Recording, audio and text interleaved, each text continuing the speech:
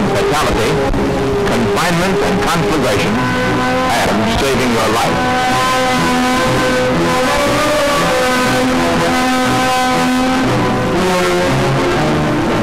The use of ladders by fire departments has increased with the advancement of firefighting methods, can be accomplished by the use of ground ladders. The very nature of these functions suggests emergency operations that demand a high degree of handling skills to meet situation. The development of these skills should be the objective of every firefighter, since several firefighting operations are usually coordinated into one effort.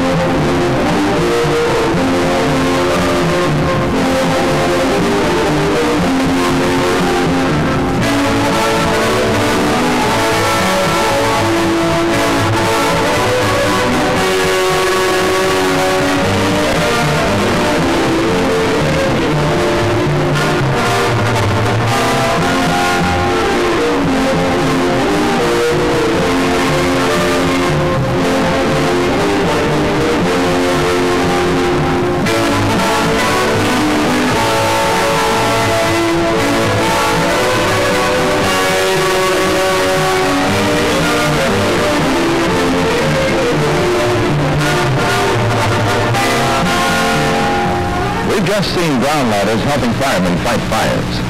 Now here are the types of ground ladders that you're likely to use.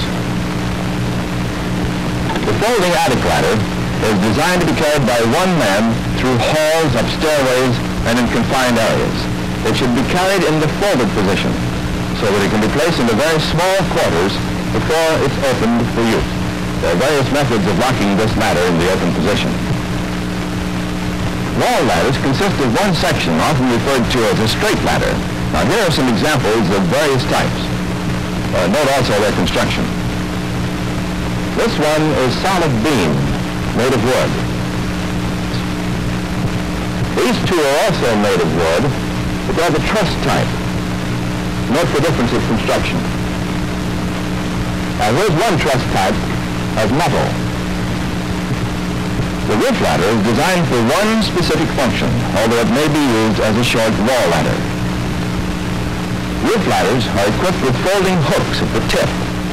Now these hooks, when open, can be hooked over the peak of the roof, and the ladder will lie flat and secure. Now some fire departments tie a tag line at the base of the ladder to hang free and guide the fireman onto the roof ladder.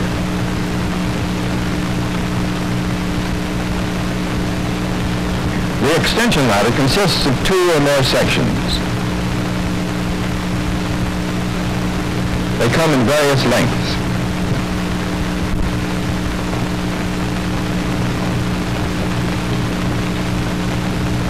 An extension ladder with poles is often called a banger ladder.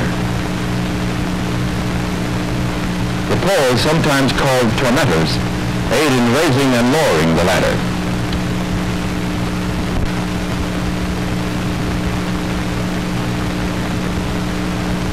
The pompier ladder has a fixed hook. Now this ladder, although not often used during actual firefighting, does provide a means by which rescue may be performed. Firefighters actually receive more benefit from the pompier ladder during training because it develops confidence in their ability to climb and work from heights. Our film will help you to better understand your ladders and what task each man must perform with them to achieve full efficiency. To aid in this, varying color combinations of protective gear are being used. The film will show you the care and maintenance of ladders, the handling and placement of ladders, climbing and working on ladders, 2-man carriers and raises, 4-man carriers and 3-man raises, and finally 6-man carriers and 5-man raises. To keep your ladders dependable and safe, they should be inspected regularly and overhauled on a definite schedule. Make necessary repairs after each inspection. Overhaul completely once a year. Examine all screws for looseness. Keep tie rods, truss rods, turnbuckles, and beam bolts tight. Then tighten those that need it with a special tool provided for this purpose. Wood ladders are varnished and should not be painted. This makes it possible to check the defects in the wood. Inspect beams, rungs, and poles for cracks, splinters, and other damage. Visual and physical inspection of ladders should include wiping wooden ladders with a cloth to pick up splinters. Some prefer gloves for hand protection in the event a splinter pierces the cloth. After each fire, inspect metal ladders for any discoloration of metal caused by overheating. Also look for rust, warpage, collapsing of round or rung, and particularly for burrs.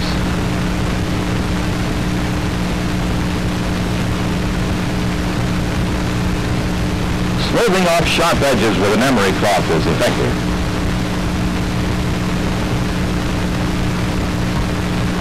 Is the attic ladder, which is easy to maneuver and is opened out, ready for use quickly.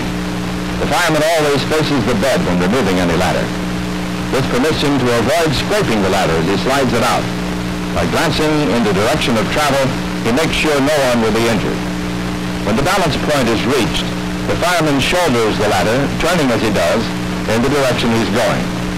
Holding with a firm grip makes for safety. Note the butt is carried forward. Some prefer to carry the butt lower than the tip for safety and to save time when the building is reached. The butt against the wall provides an unmovable base against which to raise the ladder. Set it in place, secure it, and be ready to climb. Note how the butt is placed firmly against the wall. Then moved out to position the butt approximately 1/4 of the total used part of the ladder from the building. As you check for overhead obstructions, place the top of the ladder to give adequate and secure support for your climb.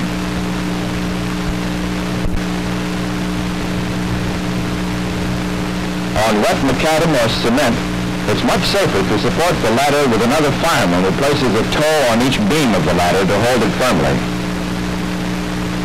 With the help of this magic arrow, we'll see how if the ladder is placed too close to the building, the weight of the climbing fireman exerts a force that tends to pull the ladder away from the building. Too far away, the weight of the climber puts excessive stresses on the ladder where they shouldn't be. The 70 to 75 degree angle makes the ladder stable and induces safe downward stresses in the ladder. In certain fire conditions, it may be necessary to use the ladders as you saw in the first part of the film. Now, while the angle is certainly not 70 to 75 degrees, the ladder is supported in the middle by the roof edge of the porch and at the tip by the wall of the house. Now, always be sure that the tip is supported by the wall. If not, the butt may kick up from the ground. I'm going to ask you questions from time to time, but please speak up so your instructor can hear your answers and judge how well the film and I are getting over it. Here's the first question. What is making this fireman's climbing so difficult and dangerous? That's right. The ladder is placed too close to the wall. It forms an 85-degree angle. Instead of what angle? Anybody got the answer? Right. A 70 to 75-degree angle. The right placing is important if the fireman is to climb easily with his body standing straight up or perpendicular to the ground. The instructor will now take over to review what you've learned and to help you apply it to your local conditions.